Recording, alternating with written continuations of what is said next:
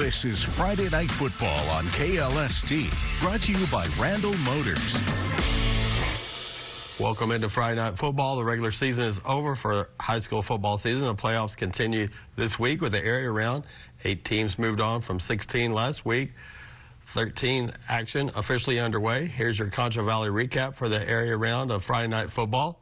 Bobcats up first after winning their first playoff game since 2020, and the first under second-year head coach Mark Smith. Bobcats have enjoyed a breakthrough season in Mark Smith's second season as head coach.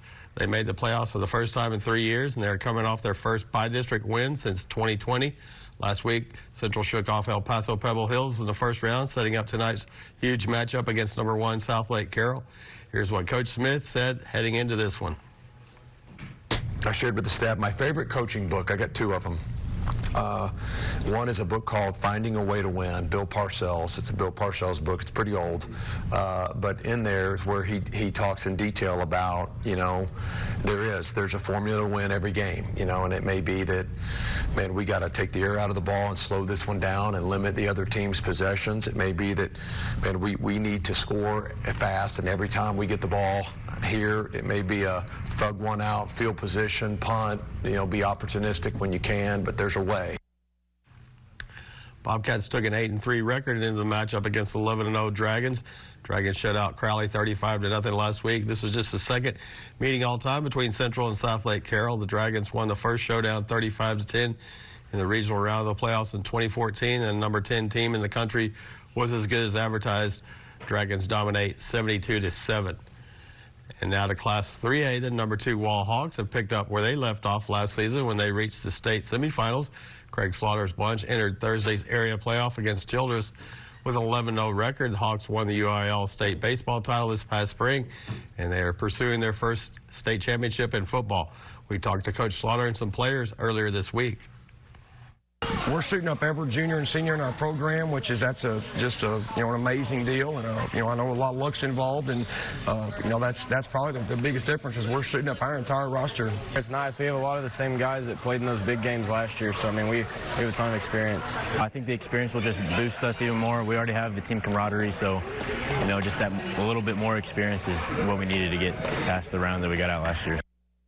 And it was another outstanding performance by the number 2 team in the state as Wall shut out Childress 50-0 to advance to the regional round next week against Merkel or Slayton. At a time in sight to be announced, the Hawks have been playing lights out on both sides of the ball. They've outscored their first 2 playoff opponents by a combined score of 127-0. Sticking with the 3A ranks, what a season it has been for the Grape Creek Eagles. They earned the first playoff win in program history last week with a 35-point blowout against Crane, the team that knocked them out of the playoffs last year. Grape Creek took a 7-0 mark into tonight's area playoff against Idalou in Colorado City. And here's what Grape Creek head coach Tanner Teal had to say earlier this week. Both of my grandparents farm outside of Idalou. My mom graduated from Idalou. I went to Idalou through the 8th grade. And so I'm very, very familiar with Idalou, and so it's kind of bittersweet getting to play them in the second round. Now, our kids don't know anything about Idalou, so for them, it's going to be brand new. The Eagles have been putting on a show all season with their punishing rushing attack that has created headaches for most of their opponents. They have already passed the combined number of wins of the previous 2 seasons, and they were 0-10 just 3 years ago. Grape Creek and Idalou had never met before tonight. Tough night for the Eagles. Idalou rolls 59-12. Coming up next on Friday Night Football, area playoff edition, we drop down to Class 2A when we return. More highlights coming up, beginning with the Mason Punchers. Keep your seat. We will be right back after a short break.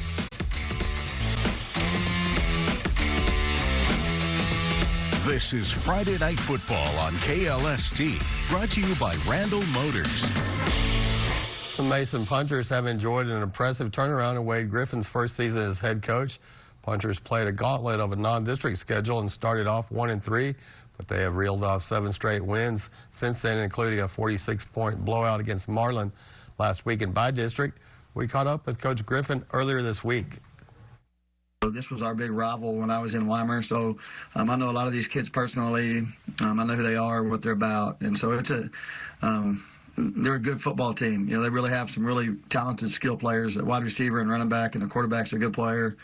And so we definitely going to have to play our best on defense to corral those guys. You know, they're a spread team, some empties and motions and that kind of stuff. And so, you know, you're going to have to play discipline and, you know, tackle well in space because they have enough good players to put you in a bind if you don't.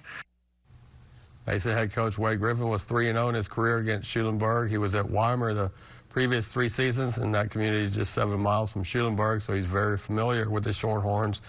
But would that pay dividends tonight for Mason? The Punchers dropped the first 3 meetings against the Shorthorns. Mason was well on its way to a blowout with a 48-7 lead in the 4th. We wrap up our 2A coverage with the number 4 Junction Eagles, who came into tonight 11-0. The Eagles soared past Somerville last week with a 70-point performance. They face Falls City in the area round tonight in Bandera after shutting out the Beavers 48-0 in Week 5. But Junction head coach Scott Freeman was expecting Falls City to put up a better fight tonight with their starting QB healthy. Here's what he had to say earlier this week.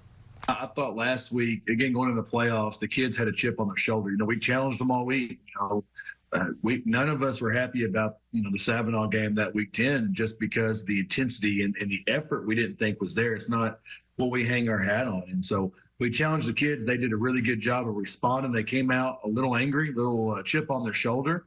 And these kids, they played a lot of playoff games, you know, over their career. So they know what it's going to take to get past these guys. They know it's going to take to get to the next round to play Thanksgiving. And, you know, that's one of our goals, play on Thanksgiving and play in December. So we win this one, we achieve our next goal, and I think our kids are ready to do that. Junction allowed a total of just 13 points in the last 4 games. Coach Freeman talked earlier this week about the importance of getting off to a fast start against Falls City despite putting up lopsided scores. Junction has had trouble coming out of the gate quickly. Doesn't look like that was the case tonight as Junction moves on with a 42-13 blowout. Eagles face Granger in the regional semis next week. Still to come on this area playoff edition on Friday Night Football. Class 1A is next with 3 Concho Valley teams in action. Results from the 6-man ranks are coming up. Don't go anywhere. This is Friday Night Football on KLST, brought to you by Randall Motors. The number 2 Water Valley Wildcats have been the top 6-man team in the Concho Valley all season long. A year after making the state semis in the best season in program history, Wildcats are 11-0 after last week's Mercy Rule win against Hermleigh in by-district, setting up a showdown against number 9 Newcastle tonight in Baird. Here's what Coach Trey Cisco and one of his players had to say this week. We had a 4-quarter game against Robert Lee. We didn't have any problem. We didn't cramp. We didn't have anything like that. And that was a big game for us. Lots of adrenaline, huge crowd. So, you know, the stuff we've been doing in practice, I think, worked. And so hopefully going forward, we won't have any problems. I feel like we, especially from last year, we know how to lock it in when it becomes a close game. We've had multiple comebacks from last year, and then now we know what it's like to finish someone off early, so we'll try to keep that going. And let's see how the first ever matchup between number 2 Water Valley and number 9 Newcastle went. Wildcats with the ball. Landon Lacey hands the ball off to Boston Weiss. Weiss finds the end zone. Wildcats up 8-0. Over 2 minutes left in the first quarter. Landon Lacey tosses the ball to Branson Lacey. He gets to the end zone. Wildcats up 16-0. Landon Lacey tries to hand the ball off to Branson again. This time the handoff goes wrong. Ball on the ground, recovered by Rylan Hinojosa and Bobcats defense. The fumble leads to this. Hinojosa pitches the ball back to Keaton Newland. Newland fires the ball deep to Keegan Voiles. Bobcats score. They cut the lead down to 8. Wildcats possession, Weiss to Landon Lacey. Lacey looks like he's going to run, but he fires it to Branson Lacey again. He gets running all the way for the Wildcat touchdown. Water Valley goes up 24-8, and from that point on, it was all Wildcats. They do it again, punching their ticket to the regionals with another dominant win, 64-29. Water Valley faces district rival number 6 Robert Lee in the state quarters next week. And the number 6 Robert Lee Steers are having one of the best seasons in a long time. 10-1 Steers beat Ira by the Mercy Rule last week in by-district, marking the first playoff win for Robert Lee since 2012, and that set up a matchup with Valley in the area round as the Steers were chasing the first second-round win since 1994, back when current Robert Lee head coach Lee McCallum was on the team. Valley's opponent, we were very unfamiliar with. We spent, as soon as we got home, getting ready for them. They're definitely a valid opponent. They have decent size and speed. So I think it'll be a good matchup for us. And we're excited about, playing somebody we haven't played before. Steers' only blemish on the year was a loss against number 2 Water Valley in district. All but one of Robert Lee's 10 wins coming into tonight were by the mercy rule. Quarterback Brenner Sherwood is the trigger man on an explosive Steers offense. Valley started the season with 6 straight losses, but the Patriots took a 4-game win streak into tonight. That streak ended. Robert Lee wins it running away 63-6. Steers will face district rival Water Valley in the state quarters next week. Details to be announced. The number 7 Menard Yellow Jackets conclude our game coverage tonight. Jackets hammered Canepa 62-0 last week in the first round, setting up a showdown with top-ranked Gordon, the 2-time defending state Class 1A Division I champion. Both teams came into tonight without a loss. Here's what Menard head coach Clay Holland said earlier this week. It's a great opportunity for us to go over there and play our game, do what we do well, adjust to our differences in offense and defense this week and execute those game plans. I'm excited about where our guys' heads are at right now. Menard got a chance to make a huge statement tonight with the win against the number 1 team in the state. And the Yellow Jackets were hoping to keep Gordon from staying on track for a 3rd straight state title. But Menard would need to get off to a fast start in order to do that. The winner meets Medina or May in the state quarters next week. And it was almost the same margin of victory for the Longhorns as last year. Gordon takes it 61-14. We're not done yet. Week 13 is officially over. Keep your seat. Friday Night Football will be right back with the final segment after a short break. This is Friday Night Football on KLST, brought to you by Randall Motors. Folks, the moment you've all been anxiously waiting for. Time to reveal our grand prize winner of this year's Concho Valley High School Football Trivia Challenge. What's at stake? A $100 HEB gift card. Without further ado, Estevan Santillon is our grand prize winner. Congratulations, Estevan. Be sure to stop by and pick up your card at our front desk and enjoy. Thank you to everyone for participating in our sweepstakes this season. We hope you had fun, and we hope to see you participate again next year. If you followed high school football this season, you know that Ozona running back Christian Villarreal was chasing the single-season rushing record in Texas. Villarreal came into last week's by-district game against Anson needing 540 yards to break the record. But Ozona's perfect season ended in a 35-14 loss.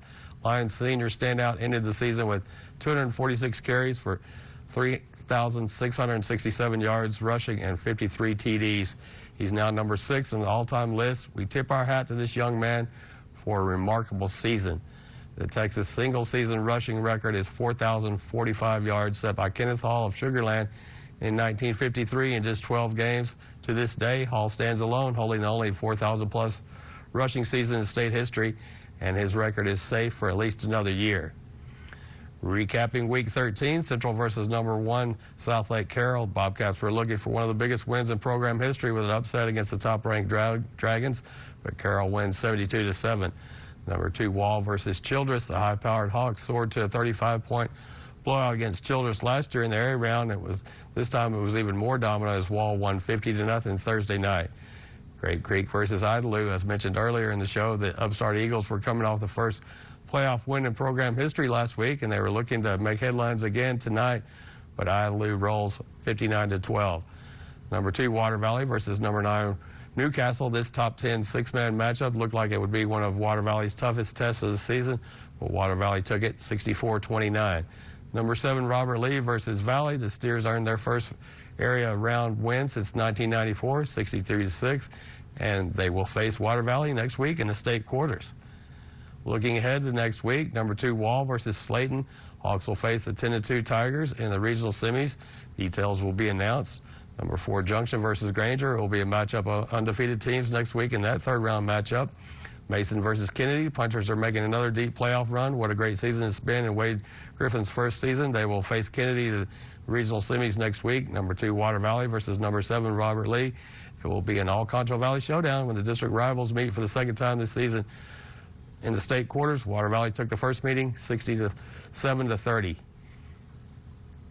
Stick with ConchoValleyHomepage.com for third-round matchups. They're starting to come in hot. This marks our final Friday night show of the season. I'm Charles Bryce. Thank you for tuning in. Have a great night. Catering for Friday Night Football is provided by Chick-fil-A.